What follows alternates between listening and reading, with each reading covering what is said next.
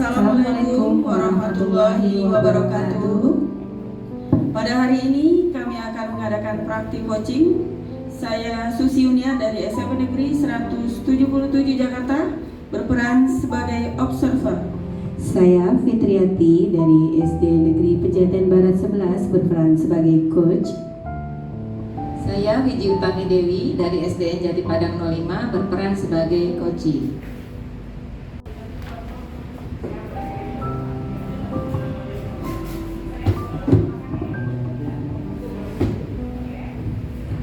Assalamualaikum Ibu Wiji. Waalaikumsalam Bu Fitri. Apa kabarnya hari ini Ibu? Alhamdulillah saya baik Bu. Iya Ibu, hari ini kalau tidak salah kebetulan kita akan mempraktekkan coaching bersama rekan ya Ibu ya? Iya betul Bu, hari ini kita akan praktek coaching bersama rekan. Oke, pada praktek coaching hari ini saya akan mencoba menjadi pengamat praktik coaching Ibu. Tapi sebelum praktek coaching ini dimulai, bolehkah saya menanyakan beberapa pertanyaan kepada Ibu? Oke, boleh Bu, silakan. Bagaimana sih Bu rubrik penilaian pada praktek coaching yang hari ini akan Ibu laksanakan? Rubrik penilaian yang akan saya gunakan pada praktek coaching kali ini adalah menggunakan alur Tirta Bu, yaitu tujuan, identifikasi, rencana aksi, dan tanggung jawab. Kira-kira coaching apa yang akan Ibu kembangkan pada hari ini? Yang akan saya kembangkan pada hari ini yaitu kehadiran penuh, penerimaan, mendengarkan aktif, dan mengajukan pertanyaan berbobot Bu. Dari sekian banyak kompetensi yang tadi Ibu Wiji sebutkan, kira-kira bagian kompetensi spesifik apa sih Bu yang ingin Ibu kembangkan? Yang akan saya kembangkan adalah kehadiran penuh Bu. Oke, jadi Ibu kan memilih untuk mendengarkan kehadiran penuh ya. Berarti apa sih indikator dari pilihan Ibu tersebut? Saya ingin bahwa coach itu merasakan kehadiran saya dalam menghadapi apa yang dia permasalahkan saat itu. Saya bisa dirasakan kehadirannya. Oke, apakah Ibu sudah siap untuk mempraktekkan praktek coaching bersama rekan pada hari ini? Siap Bu. Yuk, mari kita laksanakan Ibu. Mari Bu.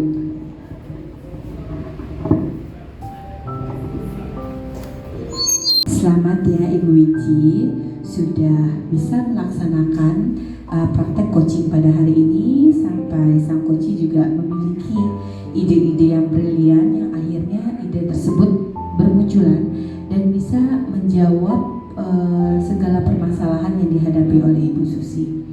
Ibu juga sudah mengikuti alur Tirta, lalu juga menemukan keyword atau kata kunci dari permasalahan yang dihadapi oleh Ibu Susi. Coach juga tahu langkah-langkah apa sih yang harus dihadapi dan juga bisa membuat ide-ide baru untuk mengatasi permasalahannya. Dari praktek coaching hari ini, hal apa yang menjadi indikator ketercapaian pengembangan yang diinginkan oleh Ibu? Dari praktek hari ini, indikatornya saya ke depannya ya mungkin supaya Bu Susi lebih bisa, tadi kan permasalahannya dengan teman sejawat ya Bu ya, jadi mungkin lebih bisa mengembangkan kemampuan relasi dengan teman sejawatnya supaya bisa lebih efektif dalam pengajaran. Iya, mudah-mudahan hasil praktek coaching pada hari ini benar-benar bisa menjawab semua permasalahan yang Ibu Susi hadapi, dan saya juga mengucapkan selamat dan terima kasih atas indikator keberhasilan yang sudah bisa Ibu wujudkan terhadap coaching Ibu. Semoga nanti di rencana tindak lanjut berikutnya hasilnya dan skalanya akan terus meningkat. Saya ucapkan terima kasih Bu Wiji. Assalamualaikum warahmatullahi wabarakatuh. Baik, Ibu Wiji, dari hal-hal yang tadi Ibu Wiji sudah sebutkan, apakah kira-kira Ibu Wiji menemukan kesulitan dalam proses tersebut? Ya, saya menemukan Bu kesulitannya, yaitu ketika sedang dalam masa pembelajaran di kelas gitu. Ini anak-anak ini kadang ya kalau boleh nggak ya saya bilang troublemaker, boleh nggak ya Bu ya? Karena kadang-kadang nih Bu ya, apalagi kalau lagi pelajaran di luar itu ada yang pelajaran olahraga, kemudian ada bola, itu luar biasa Bu. Bola itu kadang-kadang jadi suatu pemicu yang membuat mereka itu jadi oh iya, aku tadi istirahat belum main bola gitu. Akhirnya ya dia izin keluar, nanti nggak taunya main bola di lapangan gitu. Padahal sudah dikasih durasi gitu kan, misalnya keluar itu bisa ke kamar mandi maksimal 2 menit misalnya, karena kamar mandi kan tidak jauh dari kelas gitu. Tapi terkadang seperti itu, mereka ternyata tidak ke kamar mandi gitu kan, tapi dia justru bermain bola gitu Bu. Nah yang jadi pemicunya kadang yang di luar itu, guru yang di luar tidak berkooperatif gitu ya, mengetahui bahwa anak ini bukan pelajarannya dia, tapi dia ikut main di situ gitu. Jadi ya memang permasalahannya jadi merembet ya Bu ya, dari mulai ke anak-anak ini, kemudian ke rekan sejawat juga gitu. Ya mungkin gitu ya Bu ya, lebih kepada mungkin mengatasi anak-anak ini gimana gitu ya. Oke, saya cukup tertarik dari pendapat Ibu tentang troublemaker. Troublemaker berarti kan bisa kita asumsikan sebagai pembuat masalah. Nah, berarti apakah Ibu memiliki pemahaman bahwa anak murid Ibu itu pembuat masalah dalam ketika proses pembelajaran, atau bagaimana Ibu? Mungkin sebenarnya tidak boleh ya Bu ya kita bilang anak itu pembuat masalah, karena dia unik, dia mungkin tadi karena dia ingin bergerak gitu ya, belajarnya dengan bergerak gitu. Jadi mungkin apakah dia bosan gitu ya di dalam kelas gitu, atau dia ingin ya menunjukkan kepada teman-temannya bahwa saya bisa begini, bisa begitu gitu ya. Apakah dia haus akan pengakuan gitu ya, mungkin seperti itu ya Bu ya, lebih ke arah sana gitu ya Bu. Oke, berarti saya sependapat ya dengan Bu Wiji bahwa itu mungkin kesalahan kita sebagai orang tua yang menganggap sebuah kreativitas siswa menjadi sesuatu yang masalah, padahal mungkin adalah keunikan mereka. Betul, saya setuju.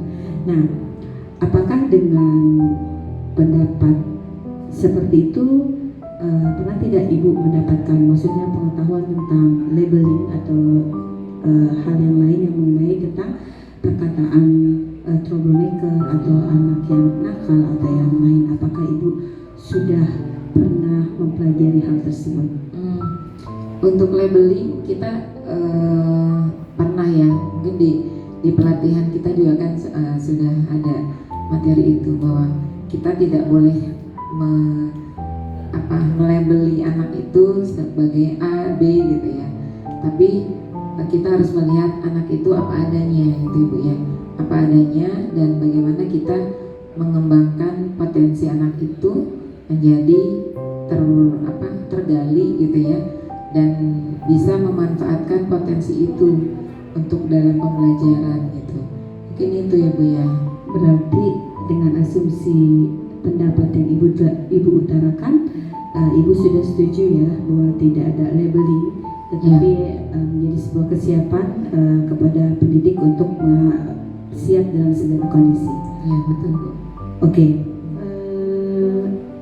kalau saya lihat dan amati pembicaraan kita dari awal hingga saat ini, andaikan ya Ibu saya berikan pilihan skala nomor nih, misalkan ya skala nomor dari 1 sampai 10, kira-kira posisi Ibu sekarang berada di tingkat level angka berapa?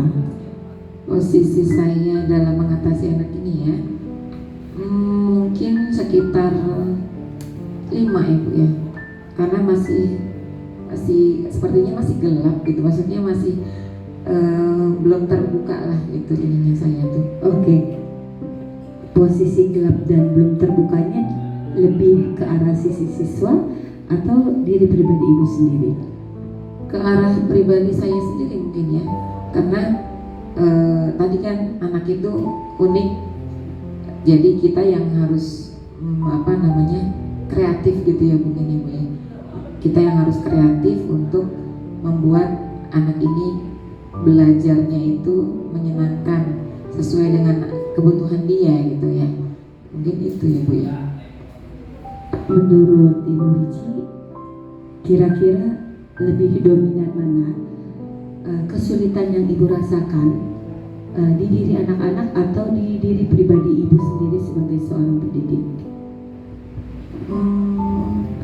Kalau menurut saya, anak-anak itu mungkin lebih kepada pembiasaannya saja mungkin ya. Tapi dari sayanya mungkin ide kreatif untuk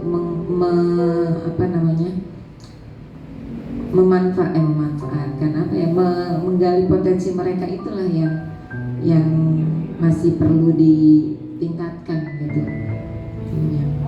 Bagaimana cara menurut Ibu Widi sendiri untuk menggali potensi yang pastinya anak-anak kita miliki ya? Nah, bagaimana cara Ibu menggali secara umum ya kemampuan atau potensi yang anak-anak Ibu miliki di kelas? Diawali mungkin pertama saya coba untuk melihat bagaimana gaya belajar mereka. Itu yang pertama. Karena di awal tahun ajaran itu biasanya saya coba untuk ngetes secara klasikal gitu ya, anak-anak ini gaya belajarnya seperti apa gitu. Ada yang memang visual, tipenya visual, ada yang auditori, ada yang kinestetik. Dan baru tahun ini memang Bu, saya di awal itu melihat memang anak-anak ini banyak yang kinestetik gitu. Sementara saya pribadi lebih ke visual gitu ya. Jadi mungkin itu diawalinya dari situ. Oke, berarti kan Ibu sudah mengalami proses fase mengamati ya, sehingga Ibu bisa menyimpulkan bahwa gaya belajar peserta didik atau murid Ibu di kelas adalah kinestetik. Nah, dari kira-kira 3 gaya belajar itu ya, auditori, visual, sama kinestetik, tentunya kan harus berimbang Ibu ya. Nah, apa sih yang harus Ibu dahulukan supaya bisa memenuhi proses pembelajaran kepada anak-anak yang Ibu anggap memiliki gaya belajar kinestetik? Mereka tetap harus bisa mendapatkan porsi yang sama ya. Nah, kalau Ibu gimana itu? Mungkin dari metode ya, strategi pembelajarannya ya Bu ya. Strategi pembelajarannya mungkin ketika mereka berproses belajar, berarti saya harus membuat diferensiasi prosesnya dilihat dari gaya belajar mereka gitu. Yang untuk yang visual mungkin saya berikan apa gitu kan perlakuannya ya, kemudian yang kinestetik seperti apa, dan yang auditori seperti apa gitu mungkin ya Bu ya. Oke, tertarik banget ya Bu, ada satu kata unik ya yang saya dapatkan, pembelajaran berdiferensiasi. Mungkin secara garis umum itu seperti apa ya Bu? Pembelajaran berdiferensiasi. Jadi ketika kita mengadakan pembelajaran di dalam kelas yang mengutamakan anak didik ya, prioritas kepada kebutuhan anak didik. Jadi ketika mereka belajar itu kan ada persiapan belajar. Ada anak yang ketika belajar dia udah siap banget ya, ada yang sudah baca, ada yang bahkan ada yang berinisiatif mengerjakan soal-soal di dalam situ gitu, atau ada yang melihat dari sumber-sumber yang lain gitu. Berarti dia benar-benar siap anak ini belajar. Kemudian dari profilnya itu ya tadi Bu, gaya belajarnya. Nah, guru ini mencoba untuk memberikan pembelajaran yang sesuai dengan kebutuhan mereka gitu. Itu Bu.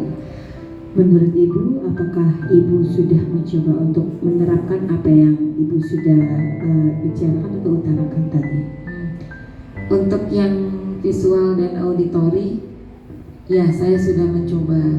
Karena itu tadi untuk yang kinestetik ini sangat berbeda dengan saya. Jadi saya agak untuk ide-idenya ini agak belum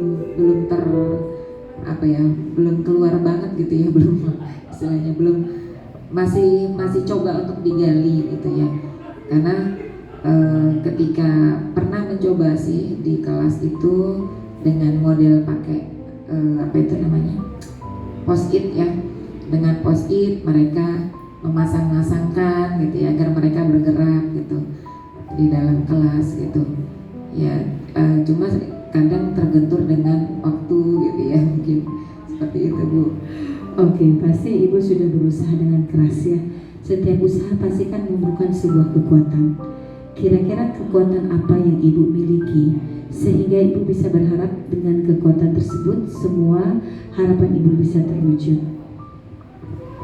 Kekuatan yang saya miliki, mungkin saya punya anak didik yang kreatif ya Bu ya.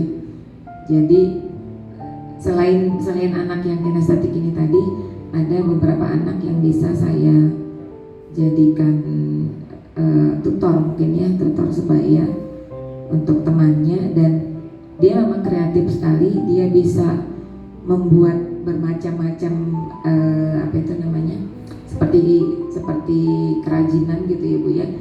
Dan anak-anak yang kinestetik ini setiap hari itu selalu melihat ke anak ini apa yang dia buat hari ini gitu. Mungkin saya bisa memanfaatkan anak ini juga ya, artinya sambil menggali yang kinestetik, saya juga untuk melatih anak ini. Mungkin itu Ibu ya. Coba. Dari proses yang Ibu sebutkan, sudahkah ada peluang yang Ibu bisa ambil?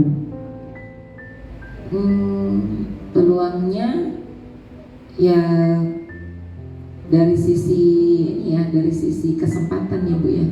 Kesempatan dia untuk untuk merubah cara belajar ya jadinya ya. Jadi saya mungkin akan dibantu dengan murid saya untuk membuat fokus anak-anak yang kinestetik ini gitu mungkin. Jadi peluangnya adalah murid Ibu sendiri ya. Nah, dari sepanjang perjalanan percakapan kita, adakah hambatan atau kesulitan yang Ibu temui? Lalu solusinya apa Ibu bila Ibu memang menemukan hambatan atau gangguan dalam proses untuk mewujudkan harapan Ibu? Peluang mana ya? Jadi ketika nanti berproses tadi yang saya coba rencanakan gitu ya, mungkin saya harus punya tahapan-tahapan ya Bu ya, tahapan-tahapan. Pertama saya harus melihat jumlah anak yang berkinestetik ini berapa. Kemudian saya berdiskusi juga dengan guru-guru lain juga ya Bu ya, saya coba. Kemudian saya harus membuat rancangan pembelajaran yang memang ada proses diferensiasinya itu ya. Mungkin itu masih belum ini lagi sih. Adakah prioritas dalam rencana yang Ibu buat?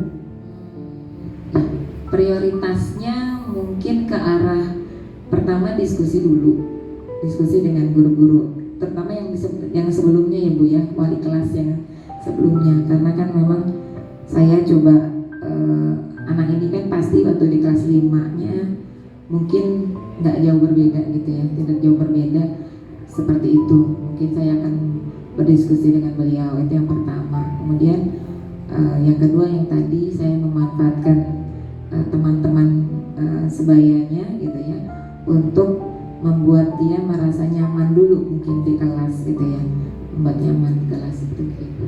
Adakah jangka waktu yang Ibu tetapkan untuk mewujudkan harapan Ibu tersebut? Kalau untuk berdiskusi mungkin bisa dalam jangka waktu dekat, pekan ini mungkin saya coba diskusikan dengan wali kelas 5 yang lalu. Kemudian kalau untuk yang dengan anak-anak ya mungkin sekitar 2 pekan ya Bu ya, saya coba diskusi dulu dengan mereka kira-kira apa, karena di kelas itu ya justru anak-anak ini memang yang sering bilang, Bu si ini begini, si ini sebegitu gitu ya.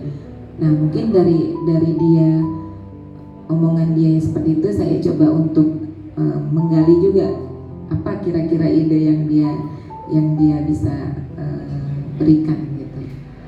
Oke, berarti ukuran keberhasilan dari setiap program atau harapan yang Ibu laksanakan itu apa? Atau bentuknya seperti apa? Bentuknya paling tidak anak ini punya tanggung jawab ya. Ketika dia kelas 6, dia sudah punya tanggung jawab kapan dia bermain, kapan dia belajar. Ya, jadi ketika belajar pun dia memanfaatkan potensinya tadi itu. Jadi ketika dia olahraga dengan prestasinya yang segudang itu, ya dia manfaatkan itu. Siapa sih sosok yang paling berperan selain diri Ibu sendiri dalam mewujudkan harapan tersebut? Ya, mungkin saya coba untuk bekerja sama juga dengan guru olahraga ya, guru olahraga, kemudian orang tua ya, orang tua murid saya gitu, mungkin itu Bu. Oke Bu Wiji, nah bagaimana tindak lanjut dari percakapan kita hari ini Bu Wiji? Alhamdulillah Bu, saya tadi tidak tergambar gitu ya, artinya masih bingung gitu bagaimana apa yang harus saya lakukan gitu. Tapi kemudian sedikit terbuka ide-ide ya dalam pikiran saya harus bagaimana pada anak ini.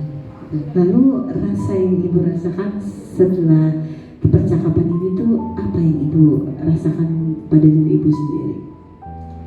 Agak lega, karena tadi saya kan berpikirnya agak aduh bagaimana ya gitu. Tapi sekarang saya lega Bu. Kenapa? Karena saya punya ide-ide ke depan yang akan saya coba lakukan di sekolah. Iya, berarti menurut Ibu perlu ada pertemuan selanjutnya atau tidak ya?